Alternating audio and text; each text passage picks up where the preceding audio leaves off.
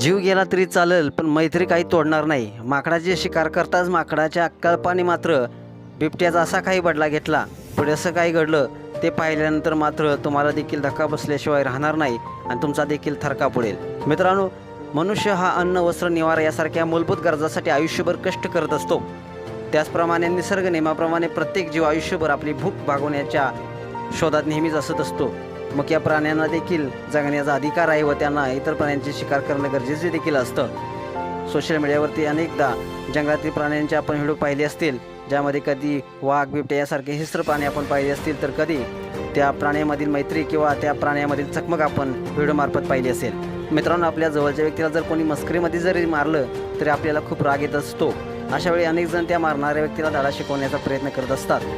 ही वृत्ती कित्येकदा प्राण्यामध्ये देखील पाहायला मिळते. अशीच काही वृत्ती आपण या व्हिडिओमध्ये पाहणार आहोत.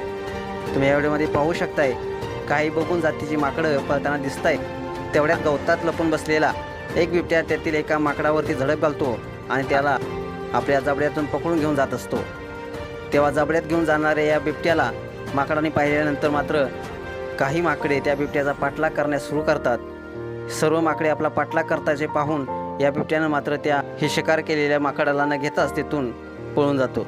त्यानंतर मात्र तिथे जमा झालेले सर्व माकडं आपल्या मित्राचा शोध घेतात. अशा प्रकारचा हा व्हिडिओ सोशल मीडियावरती प्रचंड व्हायरल होत आहे आणि त्याचा शोध घेतल्यानंतर त्याच्या जवळ जातात. या व्हिडिओतून शिकण्यासारखी गोष्ट नक्कीच आहे मित्रांनो. मैत्रीसाठी आपल्या मित्राला वाचवण्यासाठी त्याने बिबट्याला तिथून पसार होण्यास भाग पाडलं.